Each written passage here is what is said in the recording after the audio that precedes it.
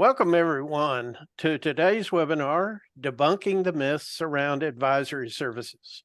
I'm Bill Murphy, better known as Murph, and I'm the Senior Contributing Technical Editor for Insightful Accountant, taking the place today of the normal host, Gary DeHart. Today's webinar is being presented by PABS, that's an acronym for Pacific Accounting and Business Services, and their PathQuest subsidiaries. Mr. Jeff Farr, who is the Senior Vice President of Sales at PABS, will be actually your moderator today, and he'll be telling you about our distinguished panelists.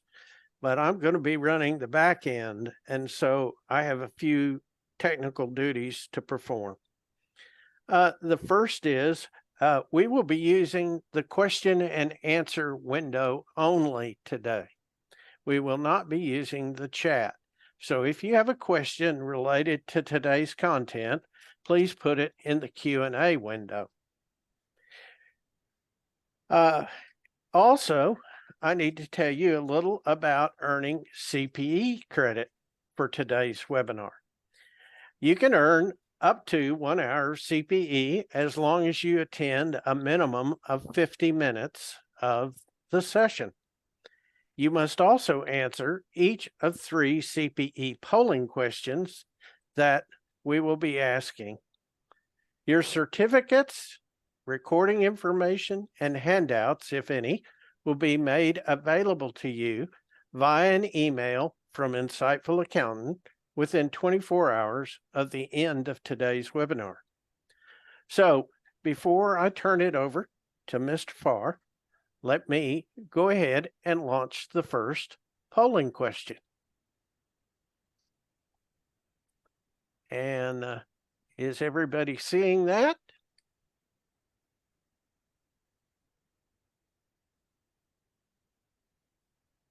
Obviously so, because we've got some participants. I do see it, Murph. And I'm going to ask you all, if you would, to please participate as quickly as possible so we can move on. And I'm going to count it down. 3, 2, 1. And you should see the results there. About 25% are offering advisory services, and 75% say that they would like to, but they'd like to increase their advisory services. And so I'll turn it over to you, Mr. Farr. Thanks, Murph. I'd like to call myself the host versus the moderator, but we'll do a bit of both. My name's Jeff. I'm with PABS as well. I'm the Senior Vice President for Sales, and I've been in the outsourcing space for about 20 years. And I'm going to turn it over to both of our distinguished guests today, who are going to discuss some of the myths around debunking advisory services. So I'll kick it over to John first. Thanks, Jeff. My name is John Bew. I'm the Chief Revenue Officer for both PABS and PathQuest. And I've got about 38 years of experience and almost 23 years of experience around the tax and accountant space. I spent about 8 years at Intuit in their professional tax group. So I've got a lot of battle scars, and I am excited to have Linda, and I'll let Linda introduce herself. I met Linda about 7 months ago in Australia, and she's kind enough to, she works with a lot of US accounting firms, and I'm excited about having her on the discussion today. Good afternoon, everybody. My name is Linda Steffens, and I always like to introduce myself as an accountant, an author, and an introvert. 3 things that I am very loud and proud about. And my mission is really to support and guide accountants to reach their highest potential in both life and in their professional careers. I've been in accounting, in public practice accounting, for just over 30 years now, So I think I've got plenty of those battle scars as well, John. And I also am the founder of the Small Business Project. So we are a leading educator in advisory methodology and training for accountants in practice. Thanks, Linda. Thank you, Linda. Appreciate that. Well, we're going to start with going through, John, did you want to go through the key takeaways that we're going to cover today? Sure. We're going to kind of hit common myths surrounding advisory services, crucial aspects of transitioning to advisory services, actionable insights to kind of accelerate that transformation.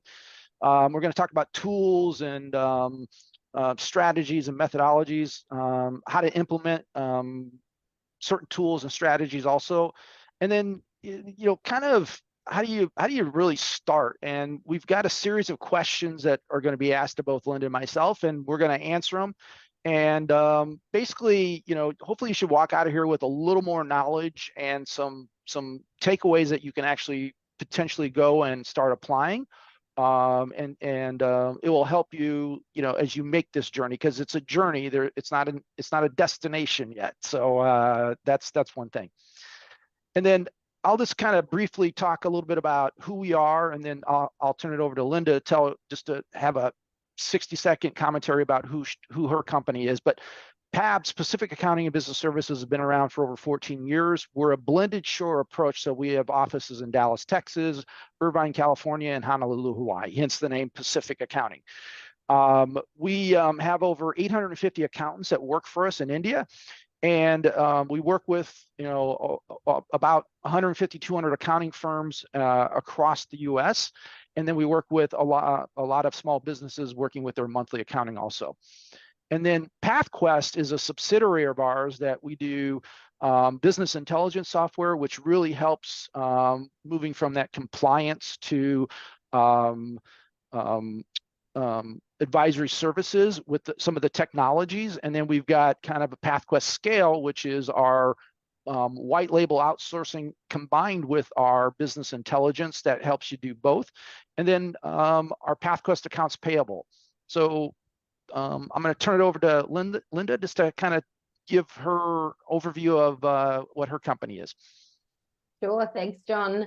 So the Small Business Project, as I said, is a leading educator in advisory methodology, and it was formed out of myself and the challenges that I faced being in public practice for many, many years, and really just having no tools or guidance around really helping my clients with the problems that they were having. So I had this thing called compliance and tax and accounting, but that's not really what my clients were asking me for. So as a result, I developed my own methodologies around how to work with advisory services and what to do, and felt that, I was getting such great results from that, and felt that I needed to share that with the accounting world. So that's how the Small Business Practice was born.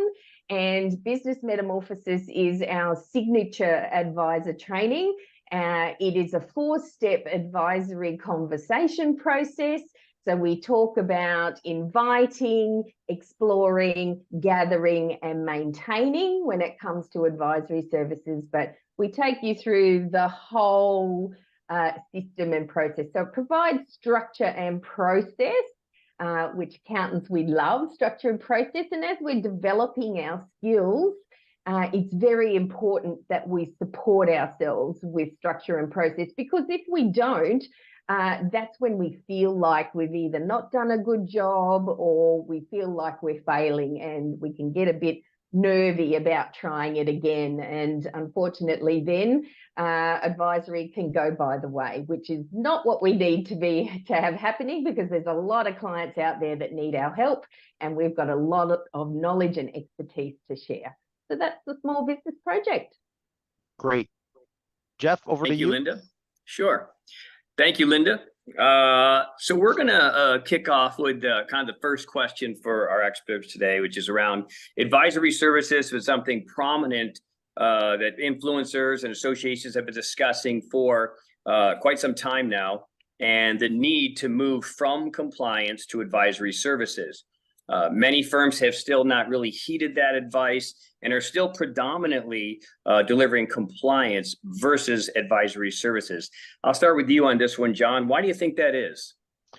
So, I remember when, advisory services back in, I want to say 2008, 2009, they called it CAS, 1.0, and now we're up to 3.0.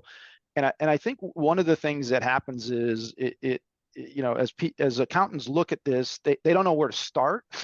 They don't know how to have conversations with their customers in that advisory sense. And, a lot of times, I think this recent statistic I read, that only about 38% of all firms are what I want to call technology forward, where they can actually automate a lot of those tasks that are manual today and are kind of detracting away from having those advisory conversations.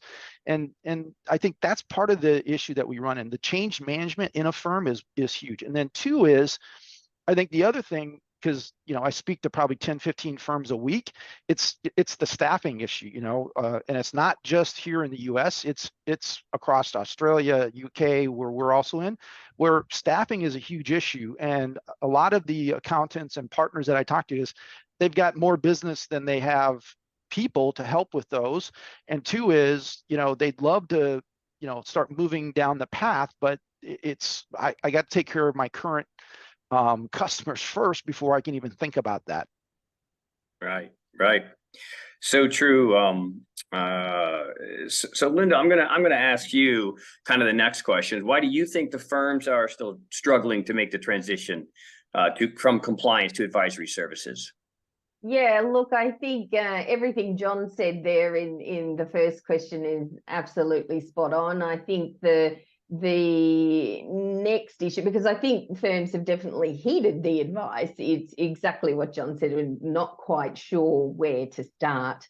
And but what's really kept firms struggling, I suppose, with this transition is firstly a lack of definition at firm levels. So if you asked 100 accountants what advisory is, I'm sure you'd get 100 different answers. And I know that because I have posed that question to many, many accountants.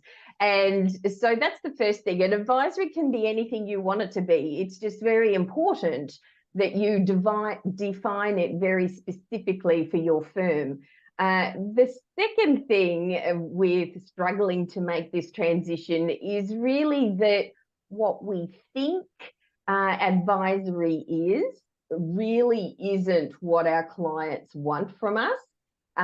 So look, there's many business surveys, for the accounting industry that tell us that our clients want advisory services, but often when we talk to them about it, they don't seem interested, they don't want to pay for it, we might just feel like we're selling, and that just doesn't feel very nice. So what that tells us, or what that tells me, is that we're not actually meeting clients where they are. So they're not making the connection with the services that we can offer versus the outcomes that they're actually wanting.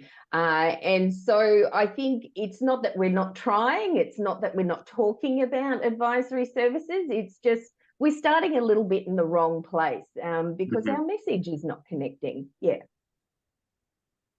Thanks, Linda. I agree. I've heard you talk about some of your top 3 advisory clients or advisory requirements, and I will have you kind of reference some of those later. But sure. John, I'll kick it back to you.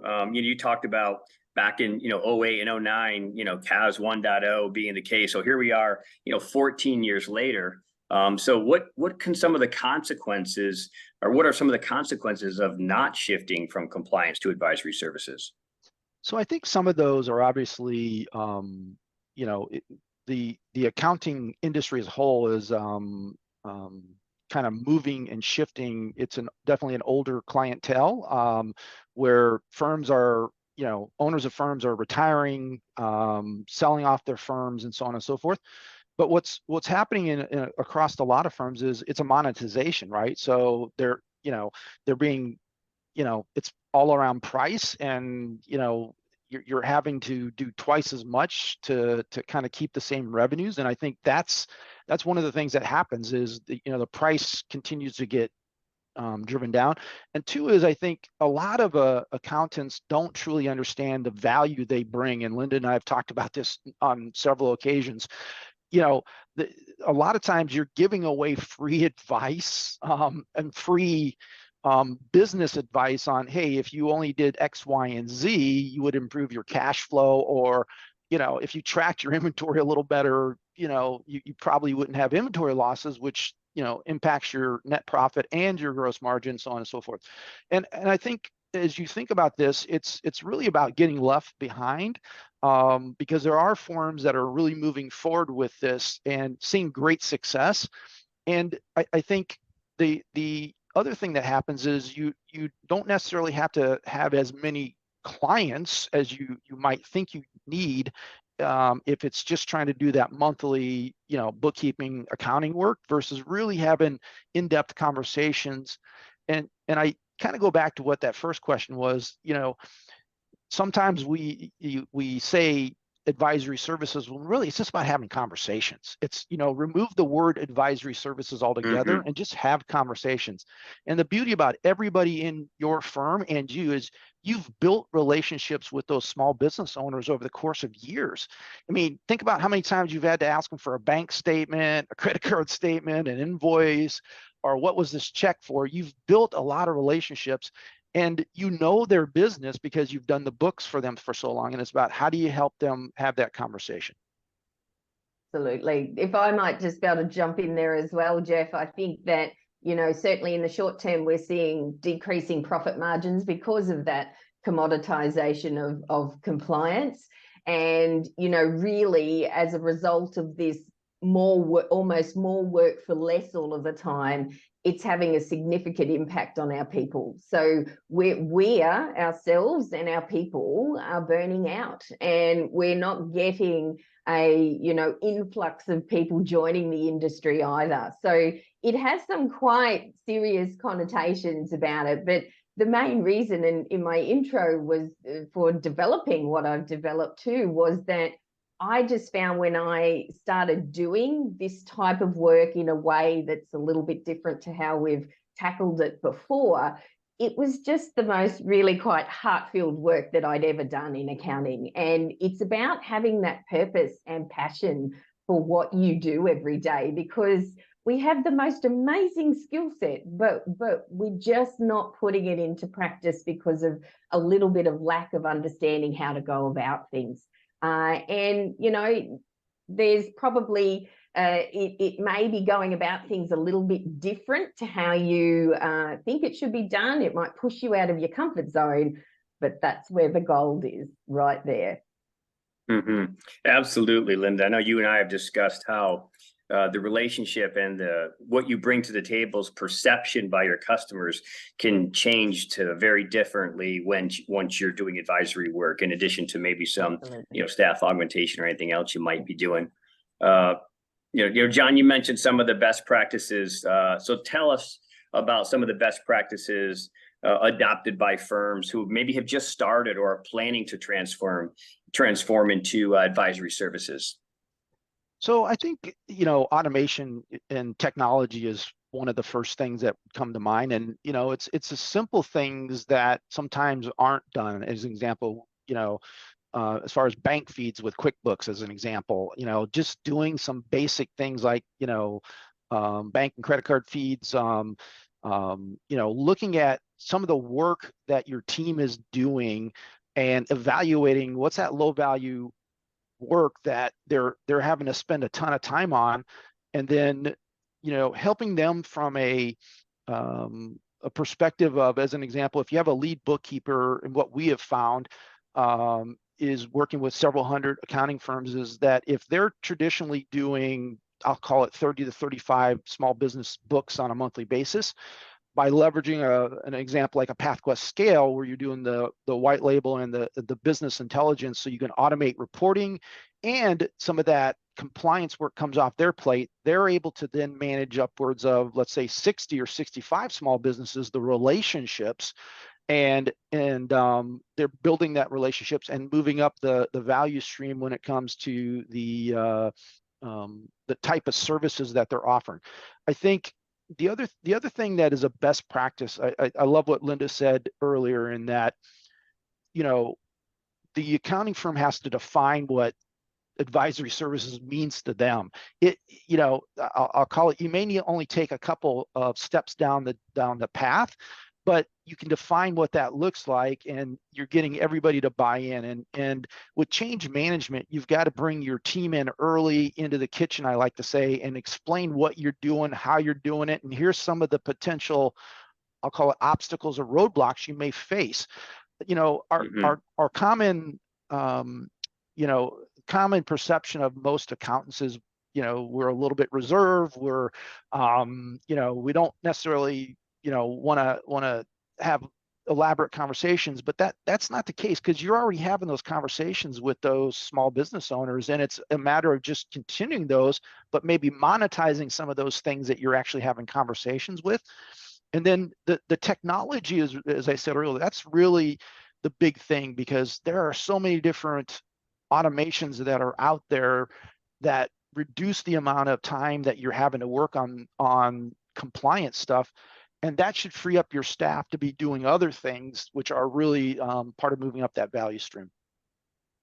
Yeah, John, I think too, you know, we're talking a lot about having conversations here as well in advisory. And, you know, for a lot of accountants, and I know for myself starting out, by our very nature, conversations can be a bit scary for us, you know, because we go into this thinking, you know, there's a lot of chatter out there that says, just talk to your clients, just have some conversations, you know, as if it's easy. Well, for us very detailed minded people, we come up with, you know, 100 reasons probably why we can't have these conversations. I don't know the client well enough. I've got all this work to do. What question should I ask? Will I know the answer to that question? I don't want to seem silly, you know, and that puts a whole lot of fear in behind just starting a conversation. So for me, that's where the structure and process comes into play. Something as simple as just having a list of questions that you can use as you're having these conversations or as you're starting these conversations. So I think that's very important. And for me, there's 3 very clear mindset shifts around starting advisory. And that's really, the first one is that you do not need to know the answer. So that's the first thing in compliance. And when we're doing that, absolutely, we need to know the answers over in that space. But advisory is very different.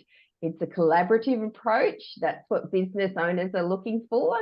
So we've got to take that pressure off of ourselves to think that we have to have the answer. The answers may come, you know, through collaboration, through further conversation, through further analysis, through the delivery of services. But it's the conversations and the information that's really important. And again, just touching on valuing our services, that's the second, or valuing our own expertise and knowledge, that's the second mindset shift. We don't value it enough. We just think that everybody can do what we can do. And that's completely wrong. That's absolutely wrong. We are, you know, the #1 financial resource globally for businesses. There's nobody in a better position to do this type of work than we are. So, you know, it's about valuing that skill set and putting yourself first. Because if you don't value what you do, how can your clients value what you do? So that's very, very important. And the final one, and, you know, look, if you've got a pen and paper, I'd write this one down. The client is the expert in their business, not you. So a lot of accountants will tell me that, no, I can't start advisory conversations because how will I know how an engineering firm works? How will I know what a mechanic shop does? How do I know what a grocery store needs? You know, all these different things. I don't understand those businesses. Well, you don't need to. Your client does. You need to bring the advice from your accounting knowledge and expertise of business mechanics. So the client is the expert in their business, not you. Thanks, Linda. I think Can I I was going to jump in on top of that just a little bit. Sure. I was at the AICPA conference, and it was interesting. You know, I think part of that analysis by paralysis is, as accountants, we want to have everything ticked and tied, Yeah. right? I think you know, we get very fixated on getting the financial statements, the P&L to our owners.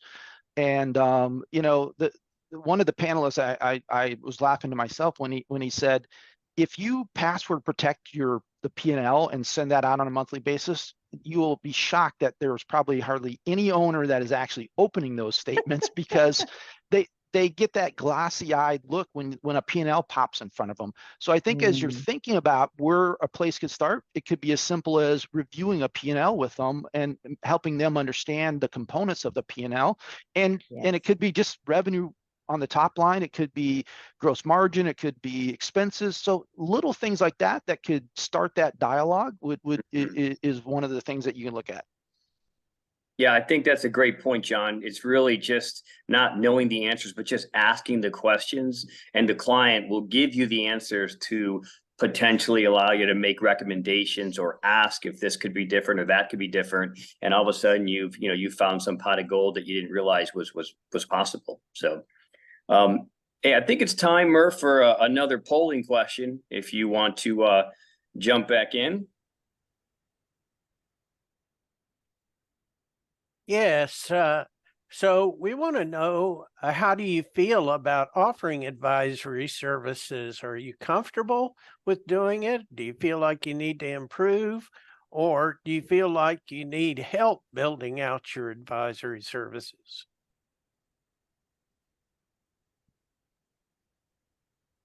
And we're going to give it here just another few seconds. Make sure we've got everybody.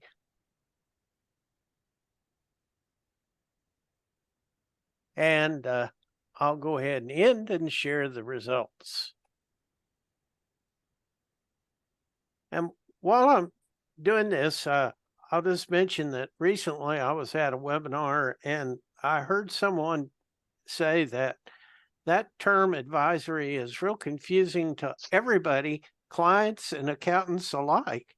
And they said it boils down as simple as informing them what we know and then asking them what we don't. And I think Linda pretty well brought that out.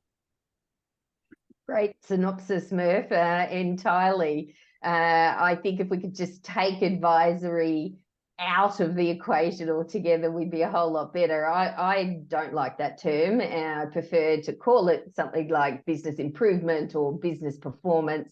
And because that's exactly what we're interested in doing. We're helping clients improve their business outcomes. And, you know, talking about we're debunking some myths around advisory today, I think because, you know, we've been talking about this for quite some time, that we've built it up almost into this mythological being that, you know, must be so very hard. It must be expensive. I must need extensive training. I must need years of training to do, which it's not that at all. So yeah, absolutely. Well done, Murph. That's a great synopsis. Thanks, Linda. I got one. I'll move on to the next question now, John. I'll toss this one to you, because I think PathQuest will give you, some background on this. And how is technology impacting accounting firms' efficiency, and who's acting as the advisor for the firm's, really tech stack? Yeah, that's a great question. When you talk to a lot of accounting firms that have kind of made that journey, as I said, I think there's roughly around 38% of firms that have kind of moved in that tech stack, tech-friendly environment. And they actually have somebody that I would say evaluates the different tools, what makes sense for your firm, and your base of clients. As an example, if you're, I've got one of our customers is solely focused on the restaurant industry, right? So when his customers come on board, he's telling them to be consistent with the tech stack they're using, such as Toast, QBO, same payroll company, so that he can start standardizing process and start standardizing onboarding process for his customers. And it makes a lot of sense to have somebody that is potentially tech forward, that can understand those things.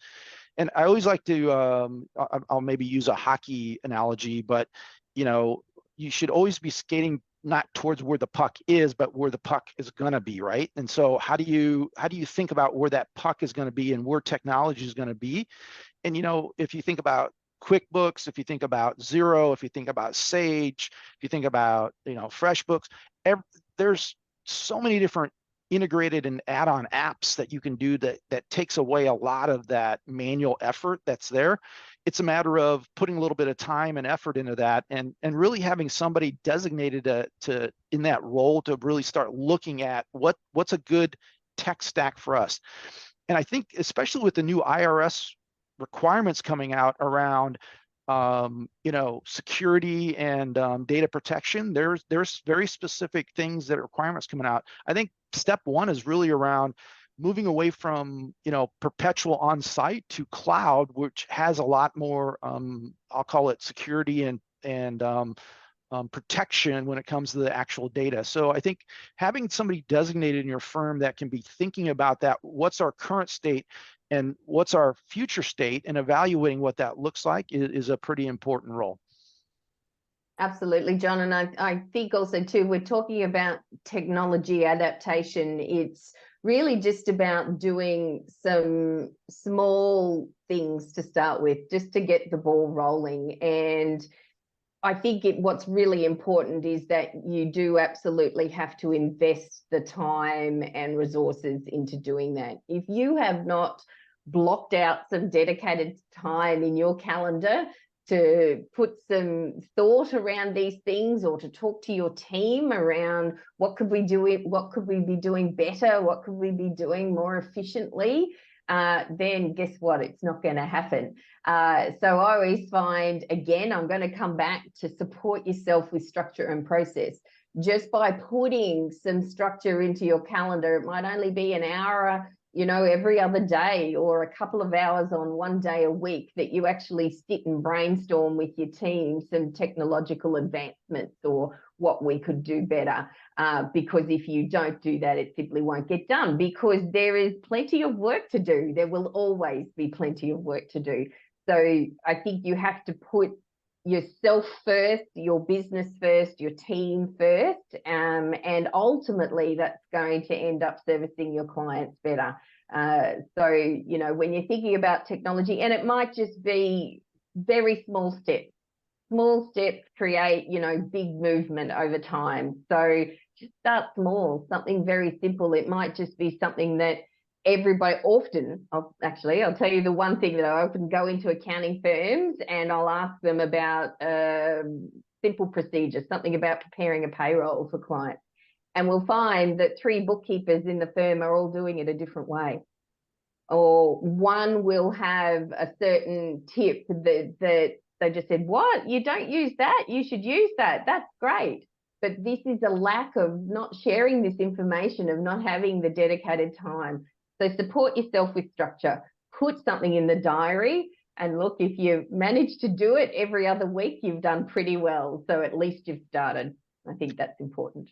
That's great. And I'm going to build on what Linda just said. We work with over several hundred accounting firms, and it's amazing. I'll call it tribal knowledge that resides in people's heads. And what we do is we document those standard operating procedures, and it's amazing, like you said, how many don't have documented standard operating procedures. And for us as an outsourcer, it's really important that we document those so that we can follow those processes and procedures that are there at the firm. And 2 is I think as you think about small steps, what Linda was talking about, we surveyed over 300 accounting firms and accountants. And basically they said on average, they spend anywhere from 3 to 4 hours at the end of the month putting together the financial packages and those types of things. If you think about that, if I have 100 firms, that's a lot of hours, or 100 companies at small, that's a lot of hours that you're spending and your team is spending at the end of the month putting those, after the books get closed out, whether it's on the 10th or 15th or whatever that is, putting those financial packages together. And we all know that no one runs the same P&L and financial package that comes out of the accounting software. Everybody's always tweaking it and so on and so forth. And I think one of the things that we learned and why we went into the PathQuest Business Intelligence software side of it is that if you set it up right the first time, it'll automate that for you at the end of the month. Once the books are closed and reviewed, it automatically sends that out, and it gives the small business owners access to real-time dashboards. So little things like that could save you, 3 to 4 hours per small business really helps. And like Linda said, that's a small step and just one component of a business intelligence software. That's a good point, John. I'm going to jump in here a minute, Jeff, because we've got a little bit of extra time as we're running pretty fast. And I'm going to build on something that you asked about the tech stack.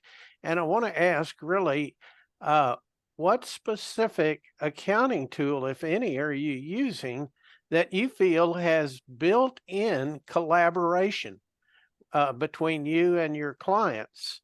And the reason I say that and use that word is FreshBooks announced this morning a new platform that they're calling collaborative accounting, in which both the accountant and the client can actually be working together in the platform.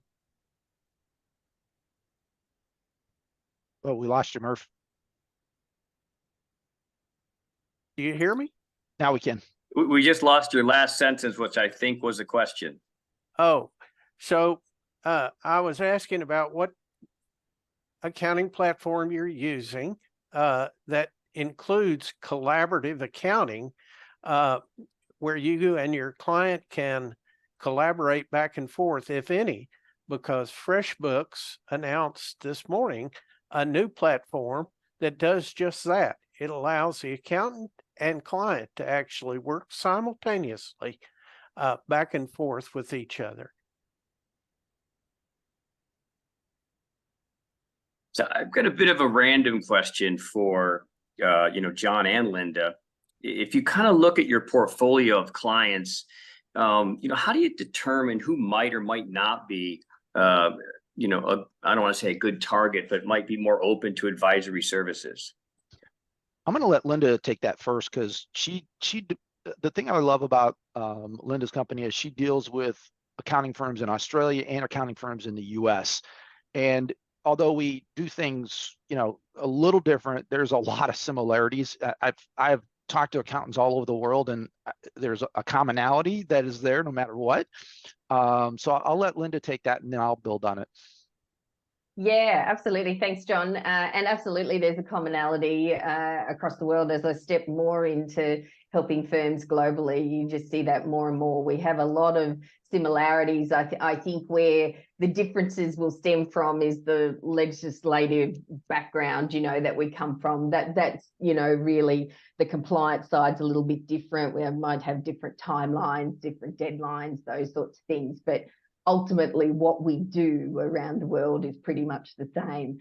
And we're seeing also, too, that the same personalities, the same people are attracted to the accounting industry and work within the accounting industry. So we really have a global industry here. There's no doubt about it. And thinking about who's the best, or where should we start with talking about advisory with our clients? Well, I think first off, we've got to be very, very careful around self-assessing our clients. And this is one thing that another mindset that I help our students break down when they're doing our training is that often your decision around whether to talk to a client about advisory will be based off their past performance with regard to your compliance services. So if you've got a client that's a bit grumbly and groany about perhaps your regular compliance fees, they complain a little bit, they are always, continually at you about the price and this is too expensive, you're naturally going to go, oh my goodness, they're not going to pay for any more advisory services. There's no way, because they're not happy paying for what they're already getting. So the thing there is that's a self-assessment based off of the information that you have. What you may not have thought about is that their way of expressing that to you is being simply that they're not really getting the value that they're looking for. And look, across the globe, compliance is decreasing in value because it is that grudge purchase. So advisory services are suitable for any and every business client in your firm, regardless of the situation. The thing that it comes back to is that it's not your choice. And it's a little, I know we're not arrogant, we're really quite humble professionals, but it's not your choice. And if you make that choice on behalf of the client, then you're doing them a disservice. So if we've got a very structured way, in the same way that we offer or invite clients into an advisory relationship, then the client can make the choice. It's also no skin off your nose, take the pressure off your shoulders. It's not about selling. It's simply about positioning what you can do for them or how you can help them improve business outcomes in a way that they can understand. That's the most important thing, and that's applicable for any business client. Yeah, and I want to build on that because I talk to a lot of accounting firms on a weekly basis, and I'm kind of grinning because Linda and I had this conversation before, and a lot of accountants take that mentality of, if they're complaining to us about the fees they're paying for compliance today, they're not a good candidate. And I think that's where Lynn and I started really having a good dialogue around that. And it's going to help me have some additional dialogue with those accountants about, don't because of your own personal belief biases, don't use that as a means to say, I'm going to select these 6 customers that I'm going to self-select them out of my firm because they're low end and not worth it, right? Versus really, I love what Linda was saying to us is, go have a conversation that might be surprised, and all of a sudden they could be a advocate for you on how well you're doing for them as an accountant. Yeah, John, that's right. I think I'll qualify that just a little further. Is the place to start if we're thinking about starting? Absolutely. Start with the easiest, kindest, most, the clients that you enjoy working with. That's just going to make you less nervous about having these conversations. So they're a great place to start, but do not self-assess anybody else out of that once you sort of get into the throngs of offering advisory, because it's applicable to everyone.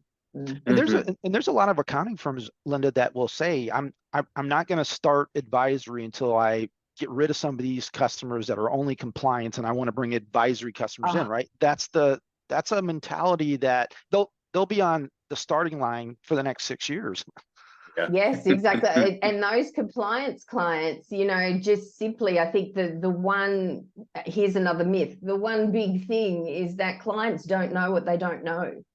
So they're thinking that you only do tax returns, you only do accounting, payroll, my bookkeeping, whatever it is that you do for them. That's what the general premise of an accountant is. And I guarantee that even your best clients think you only do tax returns, because that's, what we've led them to believe because of a lack of some of these conversations. Now, that's okay, but then it's up to us to invite them into these advisory conversations. They don't know that we can help them any other way. And there's a certain way to do that. Again, it's going to go back to structure and process and asking questions, very, very important. Absolutely. I know we talked a little bit about technology and the impact of that. Kind of building on that question, I'd like to hear from both of you. If you could suggest some tools that can help, an advisory firm deliver, their services, kind of more efficiently, and how might that happen? And John, you can have that one to start with, being the tech guy.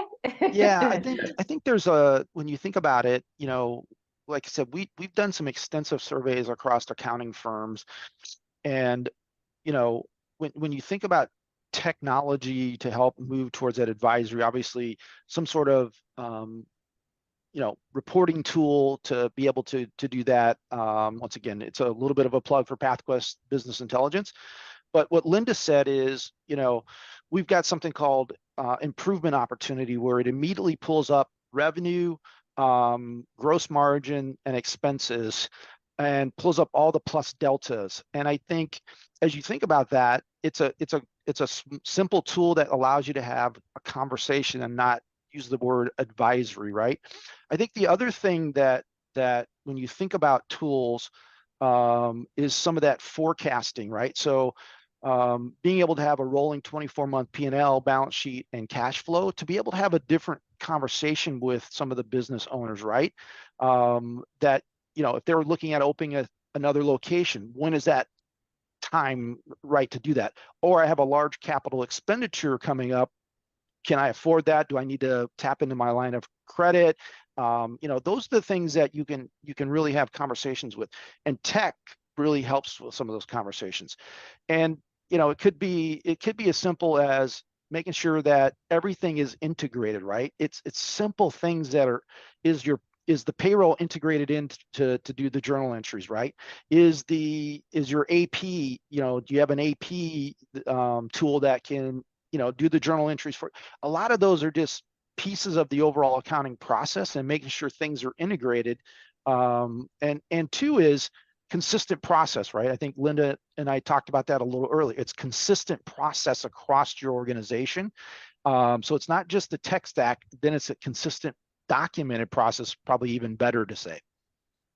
Absolutely. And I think just, it's a little word of caution with tech and with tools. They are only tools. They won't do the job for you. And so, whilst they are a very good basis for leveraging conversations, there's no doubt about that. That's a great place to start.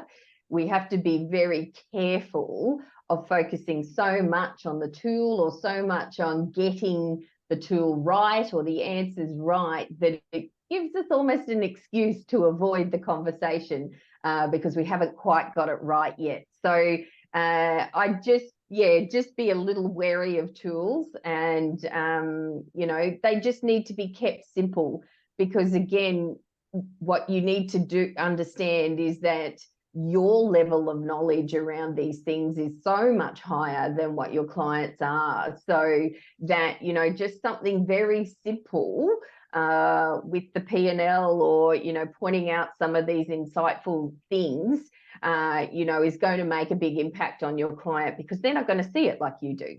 So I think just keep it simple is a good thing to do when it comes to tools. So Jeff, I think we're kind of coming up towards the end. Maybe what we can do is there another poll question? Yeah, we've got one more poll question that Murph was going to do now, and then we've got the kind of the last question.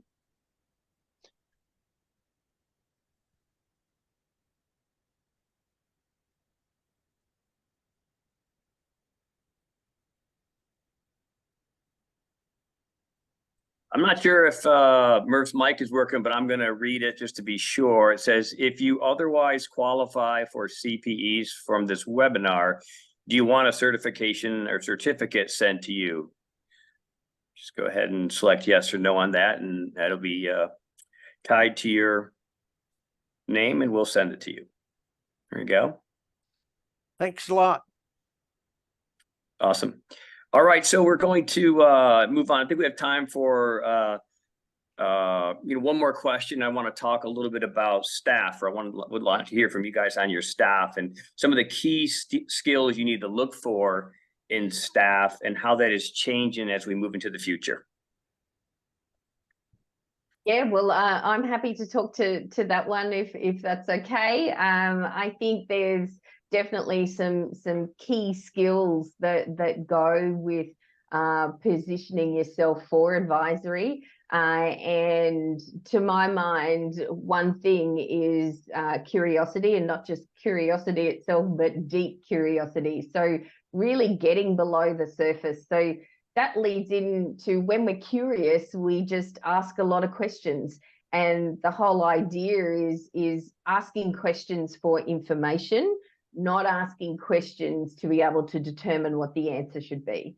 So that's the difference. And so ask questions to gather information, and I guarantee that you will eventually come up with the answers. You've just got to give yourself the space with that information first. I've been studying the accountant profile for a good on 15 years now, and I know that you undertake these techniques without thinking that you've got to have the answer. Magically, that answer pops up for you if you just gather the information and give yourself time. So deep curiosity, that would be the first thing. And those team members that are always just that little bit extra inquisitive. Why do you do that? Why are we doing this a certain way?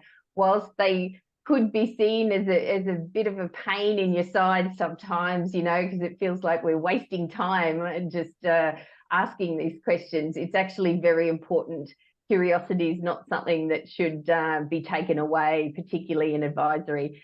And the other thing too is around, the other one is active listening, something that I myself really suck at, actually. And so I'm the worst active listener out there. And it again comes with the accounting profile, because our brains are very busy. We're always in there trying to solve the problem, coming up with answers. That is our natural state. So that's where I'm saying some of these skills, why we need to support ourselves with structure and process to help us develop some of these other skill sets. But active listening, very important. How is that different from just listening? Well, it's listening to understand. And again, it goes hand in hand with that deep curiosity around listening to gather information, to understand, not to answer the question. So I think that, your clients will actually respect that methodology that you use with them. Funnily enough, although we think they expect us to have the answers, they actually don't.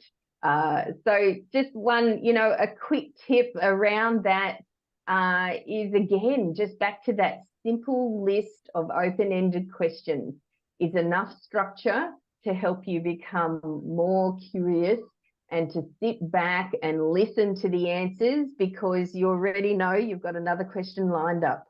So it just takes the pressure off. I've got a PDF around some of those questions. If anybody's interested in that, I think it's going to be supplied perhaps with the materials after the webinar. So, you're very welcome to that. But yeah, a simple list of questions is a great idea.